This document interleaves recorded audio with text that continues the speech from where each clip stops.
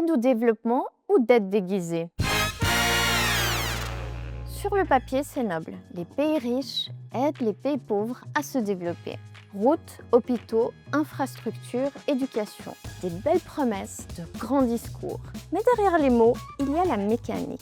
Et elle est beaucoup moins altruiste. Car l'aide au développement, souvent, ce n'est pas un don, c'est un prêt. Un prêt à taux préférentiel, certes, mais un prêt quand même. Résultat, des pays déjà fragiles s'endettent un peu plus pour se développer et finissent pieds et poings liés à leurs créanciers. Prenons un exemple, la Chine et sa Belt and Road Initiative. Des milliards investis dans les ports, les rails, les routes. Mais quand les pays n'arrivent plus à rembourser, Pékin récupère les actifs. Comme le port de Hambantota au Sri Lanka, concédé à la Chine pour 99 ans. Un partenariat?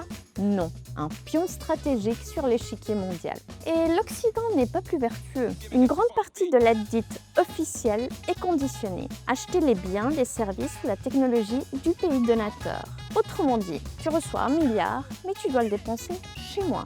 Selon l'OCDE, près de 20% de l'aide internationale revient en réalité dans les poches des pays donateurs via ces aides liées. Alors oui, il y a des vraies initiatives sincères, utiles. Mais il y a aussi une vérité moins reluisante.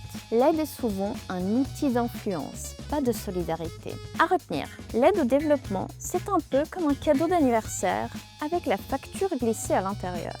Sous couvert de générosité, c'est parfois un cheval de Troie diplomatique redoutable.